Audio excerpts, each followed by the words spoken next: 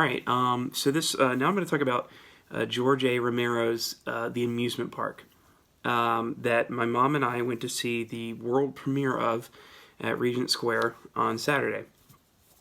Just saying that as a sentence is pretty awesome. I remember that day just thinking, I'm about to go to a world premiere of a George Romero movie, and it's not really dawning on me how amazing that is.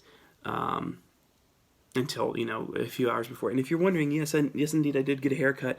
And if you can't tell, kind of like the sides and the back are kind of like shaved or buzzed or whatever. It's a big change for me, but I think I really like it. I think I dig it. Anyways, so basically, the story of the amusement park is, or the story behind it is, he was hired in 1973 by the Lutheran commission to film this. I've been referring to it as a PSA. It's not really that. It's an hour-long PSA, if you will, about the downside of aging and the horrors of aging, if you will. It's not really a horror movie, as Suzanne Desroches Romero said, but the movie itself, the film itself, is pretty horrific at times. So he made it. It stars Lincoln Maisel, who was also one of the stars in Martin. He played Martin's adopted uncle or whatever. Is it his adopted uncle? I don't know. But he turned it in, and they were kind of weirded out by it, so it never really saw the light of day. And then he was watching it with his wife, Suzanne, maybe a year or two ago, apparently. A year or two before he died, rather. And she's like, "What is this?" And he's like, "Yeah, it's never really was a thing." He's like, "It's not really my thing, so I'm not that high on it." But she convinced him to, maybe restore it and whatnot. And of course, he passed away not very long, after all that happened. So it just now, it's been restored. It's now been, shown to the public for the first time. And my mom and I were in the theater with Suzanne and the George A. Romero Foundation and a ton of people there who, have worked with him over the years or just, true blue fans and stuff like that. So basically, the amusement park, like I said, it's an hour-long film that takes place in an amusement park, and the basic premise is this older gentleman, played by Lincoln Maisel, sees a future version of himself in a white room. And this future version of himself is beaten up and injured and tired and exhausted and beaten down, essentially. And he's like, "Hey, what's up? What's the matter with you? You want to go out there?" He's like, "No, I don't want to go out there." He's like, "There's nothing for you out there." And he's like, "Well, I'm going to go see for myself." So he goes out into this amusement park, and slowly but surely you just realize that things aren't quite what they seem, and people aren't all being treated the same, and he's being treated differently because he is an older man. He is not a rich man, and there are levels of class and age at this amusement park that are determining how people are being treated, essentially.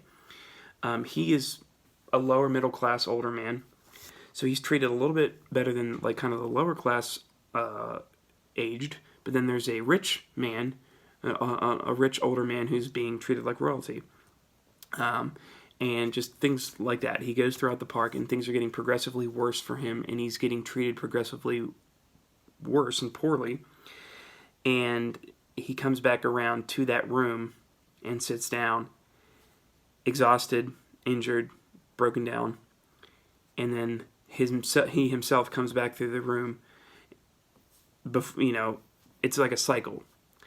And that's the end of it. And essentially it begins and ends with Lincoln Maisel, the actor, kind of talking to you and saying, "Hey, this is what this movie's about, and just prepare yourself for it." And then at the end, he's like, "Hey, if this disturbed you, then here's what you can do. Reach out. Don't be passive.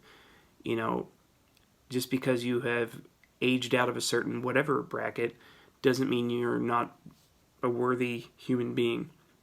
Or just because you don't make as much money as this guy over here, or this gal over there.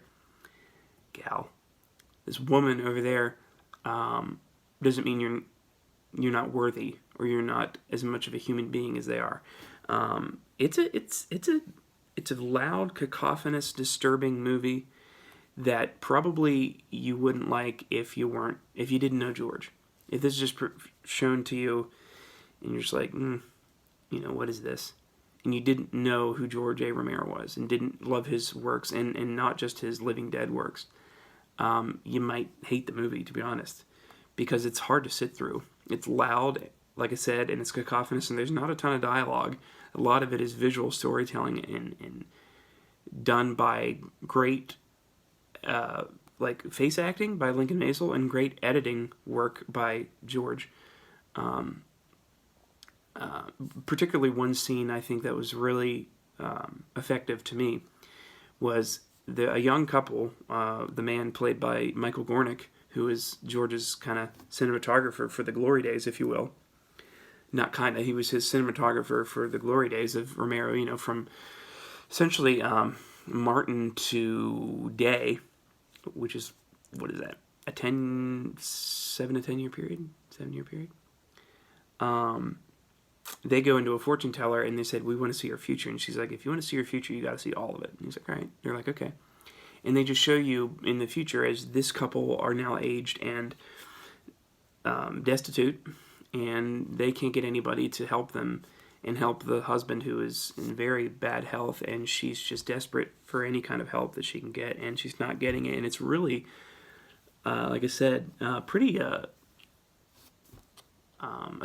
effective, and I almost cried. So that's the movie. It's fascinating that, first of all, he wasn't into it, and I get it. It's not his thing. He was commissioned to do it, but his fingerprints are all over it. The style, the messaging, the people in it. He makes a cameo. Michael Gornick's in it. Bill Heinzman's in it. Bonnie Heinzman's in it. It's so him. It's extremely him, and it's one of my favorite things I've seen this year. And I'm very, very desperate for a physical release of it, and I think that Suzanne is contemplating it, but she wants to keep it kind of close to the vest and not, as she said that night, have it destined to be like a bargain bin $5 Walmart thing, which I don't think it ever would be. It doesn't have the mass appeal for it to be that. But I feel like if she in the Garf George A. Romero Foundation, if they partnered with some sort of prestige film label to put this thing out, and chocked it full of whatever special features you could, and jack the price up, then you wouldn't have to worry about that. Only the people who truly want to own this thing would own it.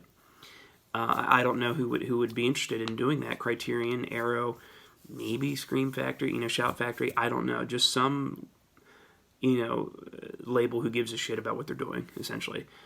So that's the amusement park. I feel privileged to have witnessed it, even though you could have anybody in the world could have paid a ticket and gone to see it. Just the fact that we're here and I'm here in Pittsburgh, the Pittsburgh area, and able to go. I sat next to Gary Striner. I forgot to mention that. Gary, Romero royalty, man. He was there from jump. In working in Night of the Living Dead, he's been in the Living Dead family for 50 plus years. So that was wild, getting to sit there and watch it with him. And honestly, he doesn't know me from Adam, but he just kind of overheard my mom and I discussing it, and just kind of sat there for a few minutes with me and her and my friend David, and we talked about it a little bit, and that's wild to me. If you had said the first time I ever watched Night of the Living Dead, hey, Gary Striner, brother of Russ, one of the makers of this film, you're going to sit next to him and watch an uncovered, I'm crying, and watch an uncovered George Romero movie. That's really cool. So all that is amazing. And the people I've gotten to talk to and chat with and even sort of befriend through all this Living Dead stuff and George A. Romero Foundation stuff and all the umbrella there, it's been amazing. So those are my thoughts on George A. Romero's The Amusement Park. Thanks very much.